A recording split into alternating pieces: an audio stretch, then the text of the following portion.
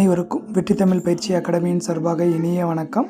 இந்த ஷார்ட்ஸில் நம்ம 10th ஜியோகிராஃபியில் இருக்கக்கூடிய 3 மிக முக்கியமான வினாக்கள் பார்க்க போகிறோம். பாருங்கள், இந்தியாவினுடைய முதல் நீர்மின் நிலையம் எங்கே நிறுவப்பட்டது அப்படின்னா டார்ஜிலிங்கில் 1897 நிறுவனாங்க.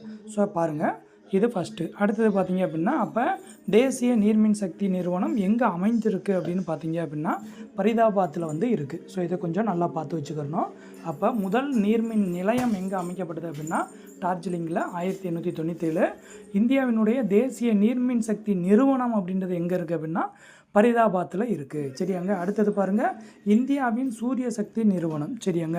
ஸோ அப்போ solar system, solar energy. So இதுக்கான ஹெட் குவார்ட்டர்ஸ் எங்கே இருக்குது அப்படின்னா புதுடெல்லியில் இருக்குது. எப்படி தேசிய நீர்மின் சக்தி நிறுவனம் பரிதாபாத்தில் இருக்கோ அதே மாதிரி சோலார் எனர்ஜிக்கான ஹெட் குவார்ட்டர்ஸ் புதுடெல்லியில் இருக்குங்க. அடுத்தது, இந்தியாவிலேயே அதிக அளவு காற்றாலைகளை கொண்டுள்ள மாநிலம் எது அப்படின்னா தமிழ்நாடு தான். ஸோ இதை எதை வச்சு சொல்கிறாங்க அப்படின்னா உலகத்திலேயே மிகப்பெரிய அதிக காற்றாலைகளை கொண்ட பெரிய காற்றாலை பண்ணை எங்கே இருக்குது அப்படின்னா முப்பந்தல். அதாவது முப்பந்தல் எங்கெங்கே இருக்குது? கன்னியாகுமரி மாவட்டத்தில். அப்போ கன்னிக்கு தான் பந்தல் போட்டு கல்யாணம் பண்ணுவாங்க. ஸோ அப்போ கன்னியாகுமரி மாவட்டத்தில் இருக்கக்கூடிய முப்பந்தல் பெருங்குடி பகுதி தான் உலகத்திலேயே அதிக காற்றாலைகளை கொண்ட பெரிய காற்றாலை பண்ணை காணப்படக்கூடிய ஒரு இடம். ஸோ இந்த 3 பாக்ஸையும் நல்லா பார்த்து வச்சுக்கோங்க. மிக மிக முக்கியமான பகுதி. இதெல்லாம் டைரக்ட் கொஸ்டின்னு. ஸோ கொஞ்சம் நல்லா பார்த்து வச்சுக்கோங்க.